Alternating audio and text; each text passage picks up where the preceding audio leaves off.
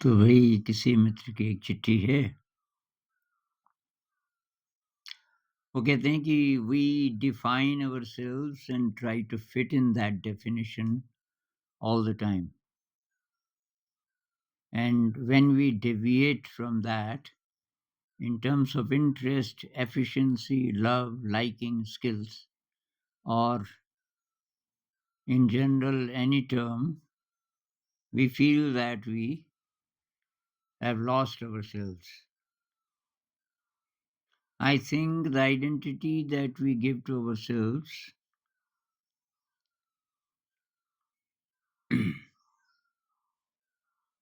मतलब कहना ही चाह रहे हैं कि हम अपनी एक परिभाषा बना देते हैं कि मैं ऐसा हूं, और तब उस परिभाषा में फिट होने की कोशिश करते रहते हैं हर समय। और ये कहते हैं कि ये मैं देख रहा हूं कि ये मेरे आसपास जितने लोग हैं सब यही करते रहते हैं। एक बाउंड्री खींच देते हैं अपने चारों तरफ, और बस उसमें कैद हो जाते हैं एक तरीके से।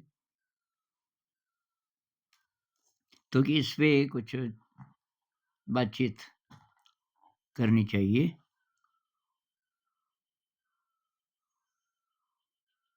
तो भाई ये तो संत लोग हमेशा बोलते रहते हैं, डू नॉट डिफाइन योरसेल्व्स। ये लाओ त्सु कहते हैं, डू नॉट डिफाइन योरसेल्फ।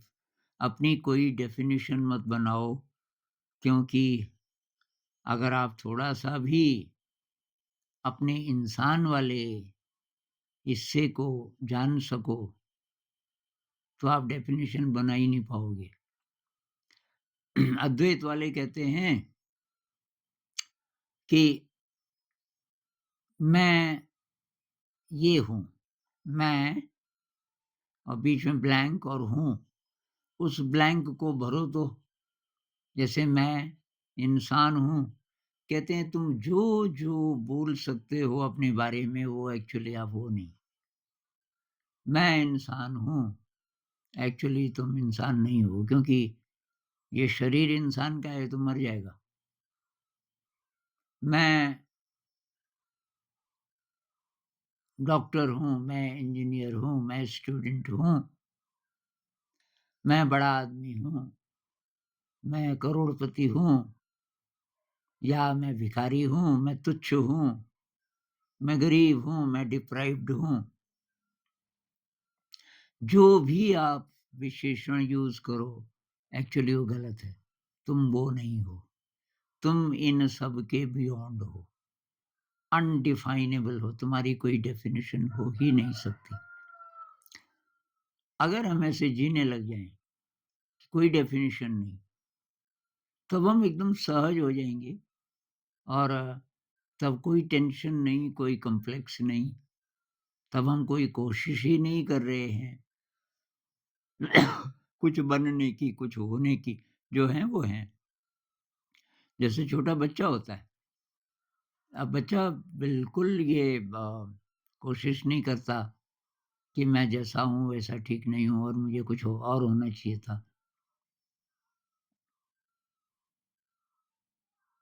अब बच्चों में ये कॉम्प्लेक्स बिल्कुल नहीं होता। मान लीजिए 2 साल के बच्चे हैं, कोई बहुत गरीब का बच्चा है, एक बहुत ज़्यादा सेठ का बच्चा है, वो एक साथ खेलने लग जाते हैं। अब ज़रा बड़े होंगे तब आने लग जाएगा ये कि भाई मैं बड़े बाप का बेटा हूँ या मैं गरीब का बेटा हूँ। लेकिन जब तक वो बहुत छोटे हैं, तब तक बहुत निर्मल है, कोई आइडेंटिटी नहीं है, कोई सेल्फ नहीं है। तो ये बात तो सच्ची है। टैगोर जी की कोई पोयम है गीतांजलि में कि मैं अपने चारों तरफ एक दीवार बनाता रहता हूँ और उसको ऊंचा करता रहता हूँ। वो दीवार जितनी ऊंची होती जाती है, उतना आकाश छोटा होता जाता है, क्योंकि आप यहाँ हो, आपके चारों तरफ दीवार यहाँ तक है, तो इतना आकाश दिखेगा।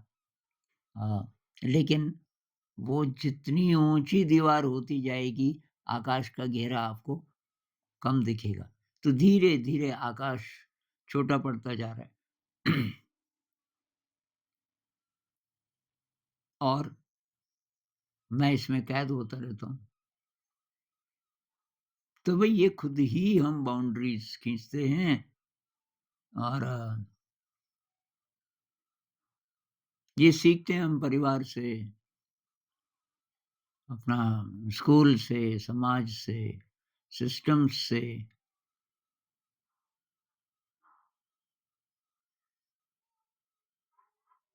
तो इसको ड्रॉप कैसे करें?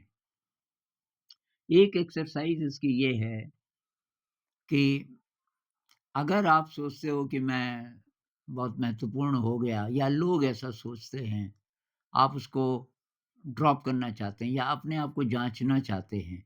मान लीजिए कि आप बहुत रिस्पेक्टेबल हैं, जहाँ भी आप जाते हैं आपकी बहुत रिस्पेक्ट की जाती है।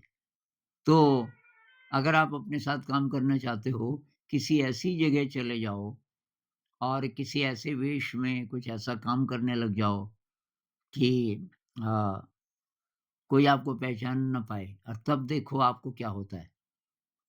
मैंने एक वीडियो बनाया था करीब 1 डेढ़ से 1 साल से ज़्यादा हो गया होगा कि नोबडी बन जाओ और तब देखो क्या होता है।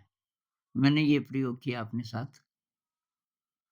मैं दोबारा बता देता हूँ, उस वीडियो में मैंने एक कहानी शेयर की थी। एक शायद महाराष्ट्र में किसी जगह एक विपश्यना केंद्र में मैं गया और तो मैं तो गया था ध्यान करने, पर वहाँ के जो मैनेजर थे, वो कहने लगे, "जी कि आप तो बहुत पुराने साधक हैं, आप तो काम करते-करते भी ध्यान कर लेंगे। थोड़ा सेवा का काम था यहाँ।" तो मैंने कहा, "जी वो भी कर लेंगे।" उससे अ, उससे पहले मैं जहाँ था शायद मैंने ये सेवा का काम भी किया था थोड़ा बहुत। तो सेवा क्या होती है वहाँ लोगों को थोड़ा खाना खिलाना, खाना बाँटना मतलब बातचीत तो वहाँ होती नहीं है। बाकी ख़ास काम होता नहीं, अगर गार्डन है तो सिंचाई कर दो थोड़ा-सा फूलों की वग़ैरह। लेकिन वो मुझे ले गए डाइनिंग हॉल में। उस समय ध्यान चल रहा था, सब लोग तो वहाँ ध्यान कर रहे थे और कहने लगे कि ये डाइनिंग हॉल है, इसमें करीब 150 लोग खाना खाते हैं एक साथ, इतनी कैपेसिटी है। तो कि ये छत देखो भाई साहब की बहुत पुराने ज़माने की छत है, टिन की छत थी। टिन के नीचे लकड़ी थी और बीम्स का एक जाल जैसा था। कुछ बीम्स ऐसे, कुछ ऐसे, कुछ टिन के नीचे ऐसे वाले, काले एकदम पड़े हुए, पता नहीं कब के, कि अगर ये सफ़ेद पेंट हो जाए इस पे, तो ये चमकने लगेगा और ये बहुत अच्छा भी लगेगा। मैंने कहा, हाँ जी, अच्छा आइडिया है। मुझे समझ नहीं आया मुझे क्यों बता रहे हैं। तो कि पेंट तो मैंने लिया हुआ है 40 किलो, सफ़ेद पेंट। मैंने कहा ठीक है जी। तो कब से करेंगे शुरू? अब मैं चौंका, मैंने कहा ये क्या? ये पेंटिंग? तो उसने मुझे पेंटर समझ लिया था, पता नहीं क्यों। तो अब मैंने बहुत तेज़ी से ये फ़ैसला लिया। मैंने कहा ये अपॉर्च्युनिटी है। मैंने कभी पेंट नहीं किया था ऐसे वाला। मैंने कहा ये अपॉर्च्युनिटी है मेरे लिए कि क्या मैं ये सब करते हुए साधना में रह सकता हूँ। 31 दिन लगे मुझे उसको करने में और उस बीच काफ़ी काफ़ी एक्सपीरियंसेस हुए। अब मेरी आइडेंटिटी क्या थी कि ये पेंटर है और वहाँ पेंटर्स वो होते हैं जो ज़रा लो कास्ट के माने जाते हैं समाज में। तो पहले ही दिन मैं पेंटिंग कर रहा था, इधर किचन थी। तो वो जो कुक था बहुत गुस्सेबाज, तो वहाँ पेंटर को मिस्त्री बोलते हैं। तो ज़ोर से चिल्लाया, "मिस्त्री!" बहुत गुस्से से। अब मैंने पीछे देखा तो मेरी तरफ देख रहा था। मैंने इधर देखा, और तो कोई था नहीं, मैं तो ऊपर चढ़ा हुआ था। मैंने कहा, "यार ये किसको बोल रहा है?" उसने फिर बोला, "सुनाई नहीं देता मिस्त्री?" मैं कहा, "जी मुझे बोल रहे हो कि और कौन है मिस्त्री यहाँ?" तो मुझे पता नहीं था मिस्त्री भी बोलते हैं पेंटर को।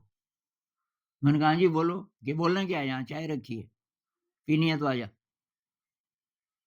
मैंने कहा, "हाँ जी।" एकदम धक से तो हुआ, ये इतनी बदतमीज़ी से भी बोल रहा है, इतनी ज़ोर से, मिस्त्री भी बोल रहा है मुझे। लेकिन वो पहला वाला जो सदमा था उसको मैं पचा गया और फिर मुझे बहुत खुशी हुई। मैंने कहा ये अब और अच्छा हो गया, मुझे ये मिस्त्री समझ रहे हैं सब लोग, ये अब मेरी आइडेंटिटी है। अब ख़ैर मैं नीचे गया, मैंने चाय पी। अगले दिन से वो बस एक ही बार बोलता था, बहुत गुस्से में भी नहीं, "मिस्त्री" मैं बोलता, "अभी आ रहा हूँ जी, और रख दो यहाँ पे चाय।"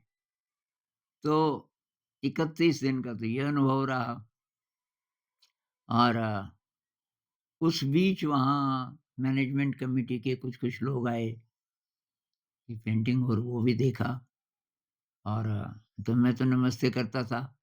मैंने कि नमस्ते जी। हाँ, मतलब ठीक से जवाब भी नहीं देते थे। अब जब ये काम खत्म हो गया, तो उसके 3 दिन बाद एक दूसरा शिविर लगने वाला था। इन 3 दिनों में वहाँ काफ़ी काम था, जैसे बेडशीट्स धोनी है और कुछ और काम।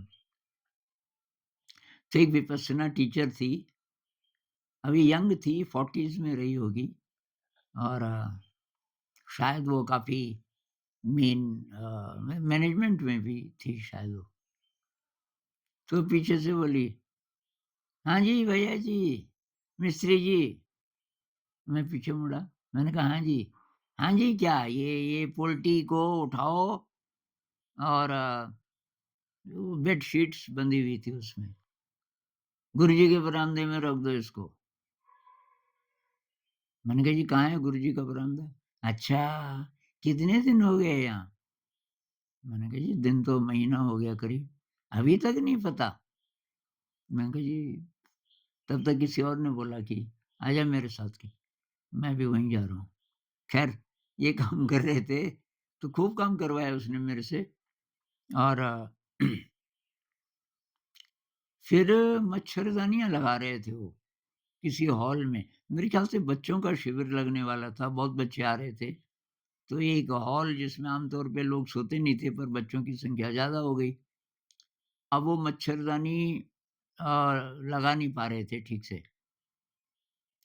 तो मैंने उनको बोला, "भई एक आइडिया है मेरे पास, इनको आपस में बाँध दो मच्छरदानियों को, एक पे दूसरी, दूसरे पे तीसरी और उधर उस दीवार पे कोई टाइट कुछ कुछ खूँटी-खूँटी थी, मैंने कहा वहाँ बाँधो, वहाँ मैं कुछ-कुछ आइडिया देने लगा।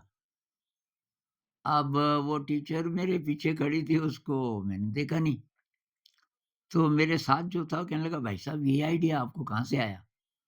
मैंने कहा, "यार मैं एक स्कूल में पढ़ाता था, एक ऋषि वैली स्कूल है, दक्षिण भारत में, तो वहाँ एक ऐसा ही हॉल था, तो वहाँ हम मच्छरदानियाँ ऐसी रहती थी लगाई हुई।" अब उसने ऋषि वैली सुन लिया, उसके 2 बच्चे पढ़ते थे वहाँ, तो मैं पीछे मुड़ा तो मुस्कुराने लगी। मैं जाने लगा, "तो सुनिए।" मैंने कहा, "सुनिए बोल रही है, ये तो सुनो बोलती थी।" तो मैंने कहा, "हाँ जी।" "आपने क्या बोला ऋषि वैली में थे?" मैंने कहा, "हाँ जी।" "कहाँ है?" मैंने कहा, "आंध्र प्रदेश में है, वो मदनपल्ली के नज़दीक।" मैंने कहा, "एक कृष्णमूर्ति जी है, कृष्णमूर्ति जी हुई है और हाँ, हाँ, कि कृष्णमूर्ति जी का स्कूल ऋषि वैली। आप क्या कर रहे थे वहाँ?" मैंने कहा, "जी मैं इंग्लिश टीचर था वहाँ।" तो उसको विश्वास नहीं आया। अभी तक वो मिस्त्री समझ रही थी, तो ज़रा गड़बड़ा गई कि ये तो झूठ बोल रहा होगा, इंग्लिश टीचर कैसे हो सकता है? तो इंग्लिश में पूछने लगी, "so okay, you are an English teacher there when?" मैंने कहा, "फ्रॉम अगस्त और September 85 until March 87। Uh, who was the principal?" तो इंग्लिश में बात चलने लगी। अब ये तो समझ गई, इसको तो इंग्लिश आ रही है और तो मैंने कहा, "मैं कृष्ण जी को मिला because Krishan ji came there in 85 November or December and he was there for about 4 weeks or maybe more." अब वो बहुत इंटरेस्टेड मेरे में, बहुत दोस्ती हो गई और दोस्ती हो गई मतलब क्या कि वो बस मेरे को देखे और मेरे पास आ जाए, चलो आनंद जी चाय पीते हैं वगैरह, वगैरह। तो वो एक बहुत गज़ब का मौका था। फिर उसने मैनेजमेंट के सब लोगों को बता दिया कि ये तो पहले लेक्चरर भी थे हरियाणा में और ये तो ऋषि वैली में भी उन्होंने पढ़ाया, ये शांति निकेतन भी थे, क्योंकि वो काफ़ी सारी गपशप हमारी हो चुकी थी और फिर भी इन्होंने ये पेंटिंग का काम किया और पहली बार किया ज़िंदगी में। ये इन्होंने पेंटिंग का काम कभी नहीं किया और मुझे ले गई फिर, आज की मैनेजमेंट की मीटिंग है, ये सब लोग आ रहे हैं कि और ये भी थी शायद उसमें, उस मैनेजमेंट में, तो मुझे ले गई, नमस्ते सारे उठ गए, हाँ, कि बैठिए, बैठिए। मैंने कहा ये नहीं अभी तो मेरे को अच्छा नहीं लगता है ऐसे औपचारिक अ, लोगों के बीच मतलब ऐसे बैठना, जहाँ आप सहज नहीं हो सकते। अब मैंने कहा यार साहब बहुत अब वो जो कुक बहुत घबराया हुआ, जो गुस्से से बोलता था कि मिस्त्री यहाँ चाय रखिए। उसने देख लिया मुझे कि ये सब तो नमस्ते कर रहे हैं, उठ गए सब मैनेजमेंट वाले। अब मैंने तो ऐसे-ऐसे व्यवहार ये बोल देगा तो पता नहीं मेरी नौकरी भी जा सकती है। फिर उससे नज़र मिली मैंने कहा नमस्ते जी चाय-वाय नहीं पिलाओगे आज? नहीं, नहीं, नहीं चाय, चाय आइए साहब जी। अब साहब बोलने लगा। मतलब लोग कैसे बदलते हैं, हम एडजस्ट करते हैं। ये जो आइडेंटिटी है, मेरी क्या आइडेंटिटी है और दूसरे की क्या आइडेंटिटी है, तो अब उसके अनुकूल हम व्यवहार करते हैं। ये सीख लिया हमने, ये अपने आप ही होता रहता है। कृष्णमूर्ति जी बोलते थे, "सर, आप अपने सर्वेंट के साथ वैसा ही व्यवहार करते हो जैसे अपने बॉस के साथ। Do you behave the same way with your servant as with your boss? If not, why?" तो सर्वेंट घटिया इंसान है क्या? और ये बात उन पे भी लागू होती है जो जिन्होंने काफ़ी स्क्रिप्चर्स पढ़े हैं, जो कहते हैं कि समदृष्टि होनी चाहिए, समदृष्टि होनी चाहिए लेकिन कोई बड़ा आदमी आ जाए तो ज़रा ढंग से बात करते हैं और कोई ऐसे ही कोई सर्वेंट वग़ैरह आ जाए तो उससे ढंग से बात नहीं करते। तो ये समदृष्टि कहाँ है आपकी? मतलब जो जानकार हैं, जो ज्ञानी हैं, उनमें भी आप देखोगे कि समदृष्टि बहुत मुश्किल है।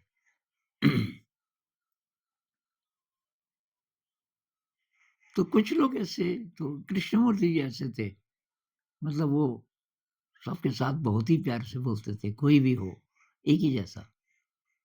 और कई बार जो उनके बहुत क्लोज़ हैं, उनके भी नाम भूल जाते थे। हाँ, कुछ-कुछ बच्चे की तरह। एक बार रिम्पोचे कोई हैं, कोई बुद्धिस्ट बहुत बड़े विश्व प्रसिद्ध कोई हैं, राइटर भी हैं। हाँ, तो वो आए थे मिलने कृष्णमूर्ति जी को, वो ऋषि वैली में थे। इधर प्रोग्राम चल रहा था, तो वो शाम को घूमने जाते थे, उस दिन ज़रा देर हो गई। तो कृष्णमूर्ति जी के लिए वो क्या करते थे, बीच में ज़मीन पे मतलब पीछे कुर्सियाँ भी होती थी, वो कुर्सी पे नहीं बैठते थे। आगे ज़मीन पे कालीन वगैरह बिछी रहती थी। उसके बीच में एक सफ़ेद चद्दर और वहाँ तक जाने का रास्ता कि कृष्णमूर्ति जी जब भी आएँगे, तो वो यहाँ बैठ जाएँगे। उनको भी पता था ये मेरे लिए वहाँ पे जगह होती है। अब वो रिम्पोचे जी के साथ आए और प्रोग्राम तो शुरू हो चुका था, शायद आधे घंटे से भी ज़्यादा। अंधेरा हो गया था बाहर। तो लाइट्स बहुत कम थी। स्टेज पे लाइट थी, इधर बहुत कम थी हॉल में, 1-2 लाइट्स होंगी और पीछे जहाँ लोगों ने जूते वगैरह उतारे हुए थे, वहाँ तो बहुत ही डिम लाइट थी, कुछ दिख नहीं रहा था वहाँ। तो वहाँ कृष्णमूर्ति जी आए और रिम्पोचे जी को कि sir, we shouldn't disturb anybody और जल्दी से वहाँ पे बैठ गए। जहाँ लोगों ने जूते उतारे हुए थे, कोई नीचे कोई दरी-दुरी, कालीन कुछ नहीं थी, धूल थी। अब रिम्पोचे जी को भी बैठना पड़ा वहीं। अंत में लोगों ने देखा जब प्रोग्राम खत्म हो गया कि कृष्ण जी वहाँ बैठे हैं पीछे। बहुत सिंपल। ऐसे ही कोई दलाई लामा जी के बारे में बता रहा था कि दलाई लामा जी किसी होटल में गए अ, किसी 5 स्टार होटल में और उसमें वो 1 साल पहले भी गए थे। और वहाँ कोई मीटिंग हुई होगी या जो भी कॉन्फ्रेंस हुई होगी। अब इस बार वो फिर गए और इस बार तो वैसे ही गए शायद बहुत कम देर के लिए। जब वो बाहर आ रहे थे तो उन्होंने किसी सर्वेंट को देखा उस होटल के, जिससे वो 1 साल पहले भी मिले थे। मतलब उसने सर्व किया होगा जो भी कुछ उनका काम किया होगा और ये किसी दूसरे देश की बात है शायद। तो दलाई लामा जी की नज़र पड़ी उस पे उस लड़के पे, अभी ऐसे ही था 20-21 साल का। ज़ोर से बोले, "जैक!" जैक ने देखा, "कम, कम।" अरे वाह यार! उसको गले गले मिले। "यू रिमेंबर मी? मैं पिछले साल आया था।" और वो सारे हक्के-बक्के कि रिम मतलब उसको जैक को जो सर्वेंट है वहाँ का, उसको दलाई लामा जी गले मिल रहे हैं। उनके साथ तो हाथ भी मिलाना बहुत मुश्किल होता था। तो शायद दलाई लामा जी इस तरीके के इंसान थे हैं मतलब कि एकदम बच्चे जैसे। इसमें मुख्य बात ये है कि हम क्या करें? तो वही मेरा ही मानना है कि समाज में आप बिल्कुल आइडेंटिटी अपनी कुछ मत रखो, तो बहुत जगह काफ़ी तकलीफ आपको हो सकती है। क्योंकि हम संत तो अभी हैं नहीं, कुछ उस अवस्था में तो है नहीं जहाँ कृष्णमूर्ति जी वग़ैरह होते थे। तो अगर बिल्कुल ही आप नोबडी बन जाओगे अ, तो लोग गलत फ़ायदा भी उठा सकते हैं। तो मेरा ये मानना है कि थोड़ा एक्टिंग कर लो। जहाँ पे अ, स्ट्रिक्ट होने की ज़रूरत है और चाहे अंदर से आपकी नेचर वैसी नहीं है लेकिन वहाँ पे ज़रूरत है, तो आप कर सकते हो लेकिन आपको पता होना चाहिए कि मैं ये नहीं हूँ। मतलब मैं ये एक्टिंग कर रहा हूँ यहाँ। जैसे ये निभाना पड़ता है ना, जैसे मैं जब गाँव जाता था तो मेरी माँ बोलती थी कि ये दिया जला और पीछे वो तस्वीर होती थी, वो दुर्गा की, काली की और अब मैं तो किसी सिंबल को मानता नहीं, पर माँ सोचती थी ये बहुत बड़ा भक्त है, तो वहाँ मैं वैसे ही एक्टिंग कर लेता था। अगर मैं परिवार में हूँ तो माँ मेरे को बोलती थी तुम दिया जलाओ और आरती गाओ। तो मैं दिया जलाता था, सारे बच्चे मेरे पास आ जाते थे, परिवार में 5-6 बच्चे थे उस समय शायद और वो जो आरती होती है, अब मेरा विश्वास तो कब का खत्म हो गया था इन चीज़ों पे। लेकिन मैं इसलिए करता था कि माँ को अच्छा लगेगा। तो बहुत सारे ये रस्म-रिवाज़ अगर बहुत ज़्यादा एनर्जी नहीं लग रही है उस पे, तो ये नाटक थोड़ा-सा हम कर सकते हैं। उसी तरीके से अ, कोई जॉब है, अब आपने डिसाइड किया कि यार ये जॉब तो करना ही पड़ेगा, कुछ रिस्पॉन्सिबिलिटीज़ भी हैं वगैरह। अब जो बॉस है मान लीजिए कि उसको कुछ नहीं आता, पता नहीं गलती से बॉस बन गया। अब आपको मान लीजिए वो डाँट रहा है ऐसी चीज़ पे कि आप तो सही हैं, बॉस को समझ ही नहीं आ रही वो बात क्योंकि उसको पता नहीं है, तो अब आप क्या करोगे?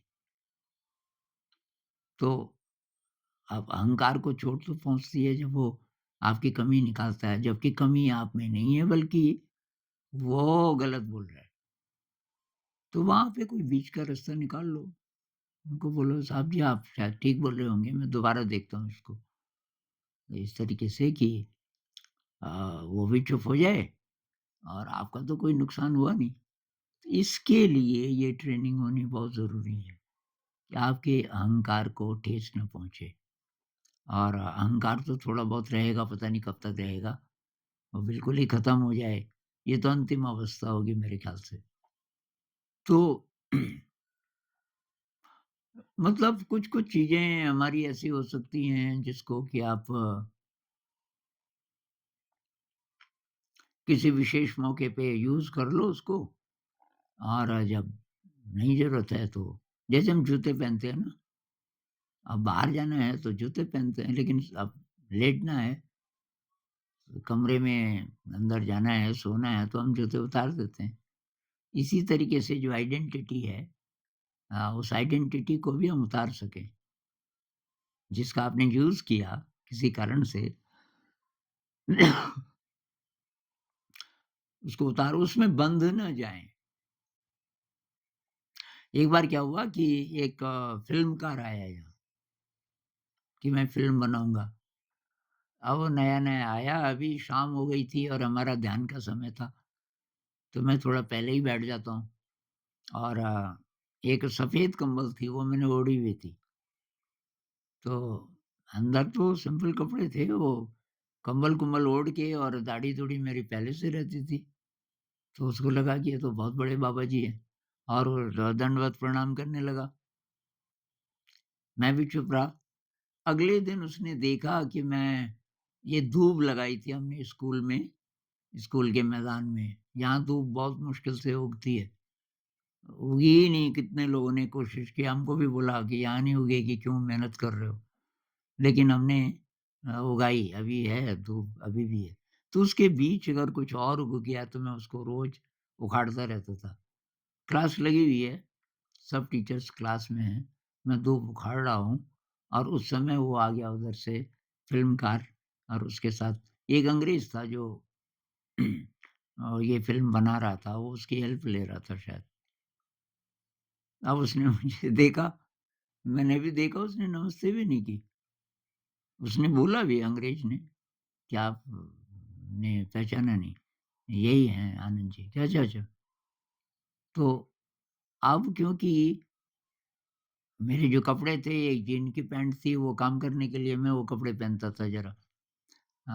तो वो बदल गया, परिभाषा बदल गई मेरी उसकी नज़र में। अब मैं रिस्पेक्टेबल नहीं रहा, तो रिस्पेक्टेबल नहीं रहा तो क्यों करनी है नमस्ते भी फालतू में। तो ऐसे में मुझे बहुत मज़ा आता है कि लोग कैसे बदल जाते हैं। एक बार बहुत पहले अ, मैं नया-नया लेक्चरर बना था, ये कुरुक्षेत्र की बात है। हरियाणा की बात है। तो शादी का रिश्ता लेके कुछ लोग आए। अब गर्मी का टाइम था, तो मैं अपने कमरे में था और मैंने बस ये अंडरवियर पहना हुआ था और बाकी सारे कपड़े उतारे हुए थे, गर्मी थी। अब वो आए साहब बाहर से, दरवाज़ा खटखटाया, नंबर पड़ा, ये नंबर तो यही है। मैंने नमस्ते की। अ, तो कहने लगे कि ये भई ये कमरा किसका है? आनंद जी का कमरा नहीं है? मैंने कहा जी आनंद जी का ही कमरा है ये। तो कहाँ है वो? अब तो मैंने कहा ये बढ़िया मौका है नाटक के लिए। मैंने कहा जी मैं बुला के लाता हूँ। तो आप लोग, मैंने कहा बैठिए, बैठिए तब तक नीचे डाइनिंग हॉल है और वहाँ सोफ़े वग़ैरह हैं, वहाँ पे आप बैठ जाइए और आनंद जी आ जाएँगे तो मैं बुलाऊँगा आपको। हाँ, हाँ, जल्दी बुलाना। मैंने कहा अच्छा जी।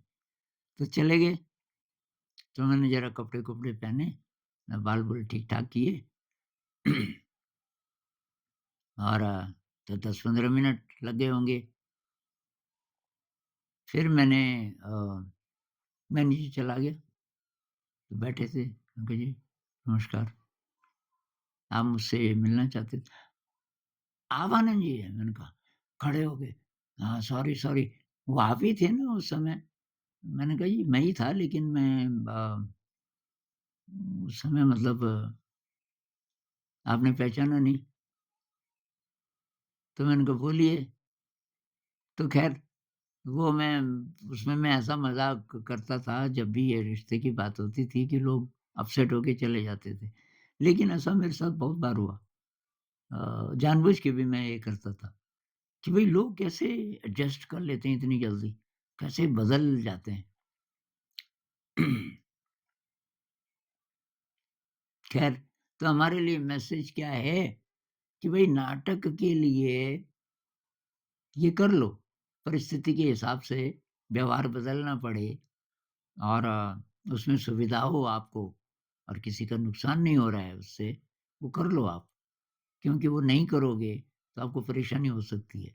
अंदर से आपको पता होना चाहिए कि भई मैं ये नहीं हूँ। अंदर से आपको पता होना चाहिए कि मेरी कोई परिभाषा नहीं है। मैं अनंत हूँ, मैं अज्ञात का यात्री हूँ। I am infinite. ये शरीर मर जाएगा, मैं नहीं मरूँगा क्योंकि मैं विशुद्ध चेतना हूँ। अब ये गहरा ध्यान करेंगे तो थोड़ा बहुत ये विश्वास आपका बढ़ेगा। शुरुआत में केवल विश्वास हो सकता है। जैसे अद्वैत की फ़िलॉसफ़ी है ना, हम प्योर कॉन्शियसनेस हैं। ये सब कुछ सारा ब्रह्मांड उसी का एक्सप्रेशन है, कॉन्शियसनेस का और हम सब। तो ध्यान से धीरे-धीरे, धीरे-धीरे जैसे रात को ना अंधेरे में एक फूल तो नहीं दिख रहा पर उसकी खुशबू आप तक पहुँच रही है। जैसे रात की रानी और उसकी खुशबू बहुत तेज़ होती है रात को। खुशबू से पता चल रहा है, हवा इधर को चल रही है, इसका मतलब उधर कहीं वो फूल है। ऐसे ही ये कुछ फीलिंग आने लगती है कि वाक़ई यार मैं इसके बियॉन्ड हूँ। शरीर और मन के बियॉन्ड हूँ मैं, अनडिफाइनेबल बाउंडलेस कोई बाउंड्री नहीं है मेरी। तो अगर जब तक हम ज़िंदा हैं, जिन-जिन परिस्थितियों में जी रहे हैं, वहाँ अगर कहीं-कहीं किसी डेफ़िनिशन की ज़रूरत पड़े, उसको यूज़ कर लेंगे। लेकिन पता है कि आई एम अनडिफाइनेबल मेरी कोई परिभाषा नहीं है। नमस्कार।